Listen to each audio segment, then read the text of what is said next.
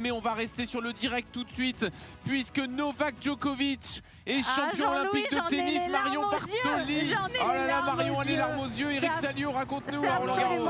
Il est en larmes, Novak Djokovic, sur sa chaise. Il vient de vivre le plus beau moment de sa carrière probablement.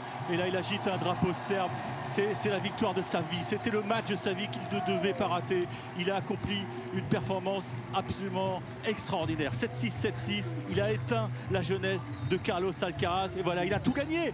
24 grands chelems, la Coupe Davis, le Masters et cet or olympique qui se refusait à lui. Un match absolument magnifique. 7-6, 7-6, extraordinaire.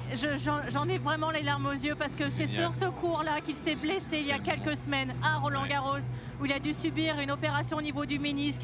Il s'est battu, il a lutté, il a perdu en finale de Wimbledon. Déjà atteindre la finale de Wimbledon, c'était très compliqué pour lui, mais il était là. Et là, il a tout misé sur ce parcours olympique. Il la voulait tellement, cette médaille d'or.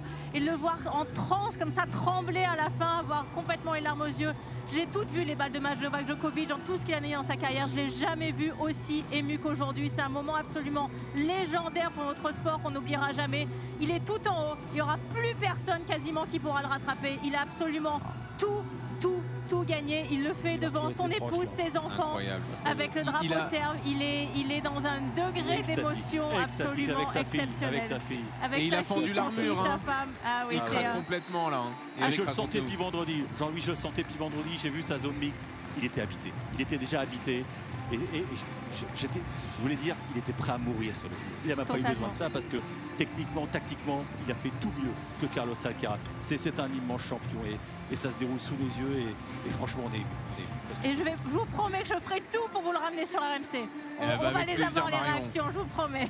Avec plaisir. Merci Marion. On a vécu un moment d'histoire là pour le tennis. J'en ai les larmes aux yeux, exceptionnel, totalement. Carlito s'est détruit. Pour lui, c'est gros, c'est déchiré. Ouais, mais c'est sûr. Pour lui, c'est terrible. Mais pour nous, amateurs de sport, on vit un moment énorme là avec donc ce titre olympique pour Novak Djokovic. Et quelle joie, quelle émotion chez lui dans son visage là. C'est vraiment exceptionnel. Je peux te le dire. Il en a gagné 24 des tournois du Grand Chelem. Les Masters 1000, je t'en parle même pas. Les Masters de fin d'année, je t'en parle même pas. Les semaines numéro 1 mondial, je t'en parle même pas. Même les titres de Coupe Davis, je t'en parle pas.